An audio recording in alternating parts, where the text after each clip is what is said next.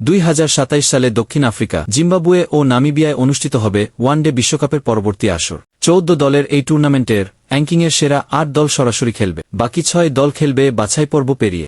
আর স্বাগতিক দক্ষিণ Africa, Zimbabwe ও নামিবিয়াও সরাসরি জায়গা পাবে। 2026 সালের নভেম্বর পর্যন্ত র্যাঙ্কিংয়ের ওপর ভিত্তি করে নির্ধারিত হবে কে কে খেলবে সরাসরি বিশ্বকাপে।